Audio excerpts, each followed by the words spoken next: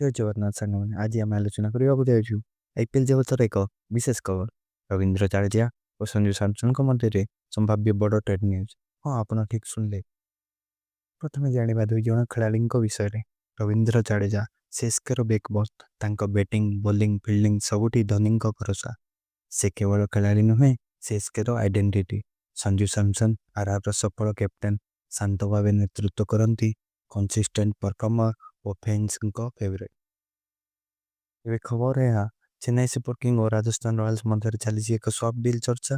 ସଞ୍ଜୁ ସାମସନ ସିଏସ୍କେକୁ ଯିବେ, ତା ବଦଳରେ ରବୀନ୍ଦ୍ର ଜାଡେଜା ସମ୍ଭବତଃ ସାମ କରାନ ଆର୍ଆର୍କୁ ଯିବେ। ଏହା କେବଳ ରିମୋଟ୍ ନୁହେଁ, ଇନସାଇଡ୍ ରିପୋର୍ଟ କହୁଛି ଦୁଇ ଫ୍ରାଞ୍ଚାଇଜି ଅଲରେଡି ଡିସ୍କସନ୍ ମୋଡରେ ଅଛନ୍ତି। ସଞ୍ଜୁ ଧୋନିଙ୍କ ମେଣ୍ଟରସିପ୍ରେ ସିଏସ୍କେଙ୍କୁ ଲିଡ୍ କରିପାରନ୍ତି ବୋଲି ଚର୍ଚ୍ଚା ଜୋରଦାର ହେଉଛି। ଏହି ଟ୍ରେଡ୍ ଦୁଇ ପକ୍ଷ ରାଜି ହେବାର ଏକାଧିକ କାରଣ ଅଛି।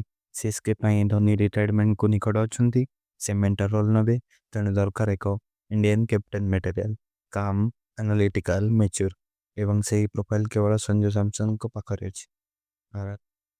ଫ୍ୟାନ୍ସ ମଧ୍ୟରେ ଭାବନା ମିଶ୍ରିତ। କେହି କହୁଛନ୍ତି ସିଏସ୍କେ ୱିଥାଉଟ୍ ଜାଡେଜା ଇମ୍ପସିବଲ୍, ଅନ୍ୟ କହୁଛନ୍ତି ସଞ୍ଜୁ ଡିଜର୍ଭ ସିଏସ୍କେ's ଲିଗସି। କ୍ରିକେଟ୍ ଏକ୍ସପର୍ଟ କହୁଛନ୍ତି ଏହା ଧୋନିର ଟ୍ରାଞ୍ଜିସନ୍ ଷ୍ଟ୍ରାଟେଜି। ଏବେ ଆଇପିଏଲ୍ 2026 ଅକ୍ସନ୍ ପୂର୍ବରୁ ସମସ୍ତେ ଅପେକ୍ଷା କରୁଛନ୍ତି ଏହି ଡିଲ୍ ଅଫିସିଆଲ ହେବ କି।